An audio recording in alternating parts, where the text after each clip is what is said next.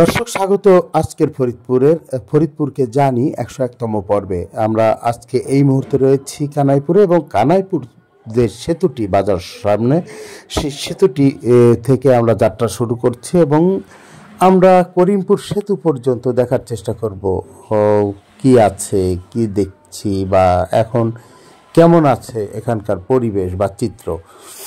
আমরা কানাইপুর থেকে এরই মধ্যে যাত্রা শুরু করেছি। কানাইপুর সেতু পার হয়ে সামনের দিকে এগিয়ে চলেছে, অর্থাৎ ঢাকা খুলনা যে মহাসড়ক, এই মহাসড়ক ধরে ফরিদপুর পার হওয়ার পরে কানাইপুর থেকে এই সড়ক ধরে আমরা করিমপুর সেতু পর্যন্ত যাওয়ার চেষ্টা করব এবং দেখার চেষ্টা করব করিমপুর সেতু পর্যন্ত যেতে যেতে আমরা কি পাই। এই যে এটি হচ্ছে হাইওয়ে থানা, হাইওয়ে পুলিশ এখানে থাকেন এবং এখান থেকে তারা তাদের কার্যক্রম পরিচালনা করেন। এবং এই যে দেখতে পাচ্ছেন যে সড়কটি কিন্তু এখনও ভালো আছে, তো তারপরে অনেক জায়গায় কিন্তু অনেক গর্ত হয়েছে, অনেক উঁচু নিচু, মানে সড়কটার আগে যেমন ছিল অতটা সুন্দর আর এখন নাই।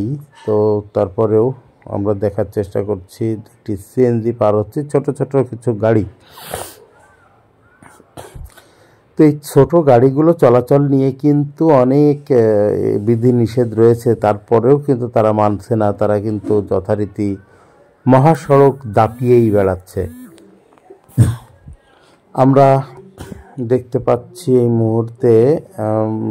মুহূর্তে আমরা কানাইপুরের পরে যে করিমপুর পার হচ্ছি। করিমপুর পার হওয়ার পরে সামনের দিকে চলছি, সড়কের দুই পাশে সবুজের সমারোহ, বা একটি গেটের মতো হয়ে আছে, একেবারে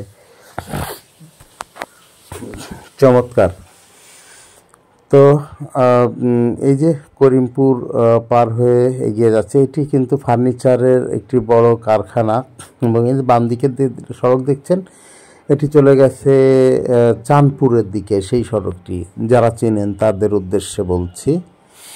এবং একটি বাস, গোল্ডেন লাইন, দেখুন যে দুর্ঘটনা যে ঘটেছে, যে একটি মোটরসাইকেলকে চাপা দিয়েছে, এটি সেই দৃশ্যটি আমরা দেখলাম। এটি হচ্ছে পাম্প, এখানে একটি পাম্প রয়েছে বাম পাশে, সেই পাম্পটি পার হয়ে আমরা চলছি সামনে। হয়তো কিছু সময়ের মধ্যে আমরা চলে আসবো। আসলে ফরিদপুরের এই জায়গাগুলোকে বা ফরিদপুরকে নতুনভাবে উপস্থাপন করার উদ্দেশ্যে এই ভিডিওগুলো তৈরি করা। আপনারা অনেকেই আসলে ইতিবাচক সাড়া দেওয়ার কারণে ভিডিওগুলো তৈরি করা হয়।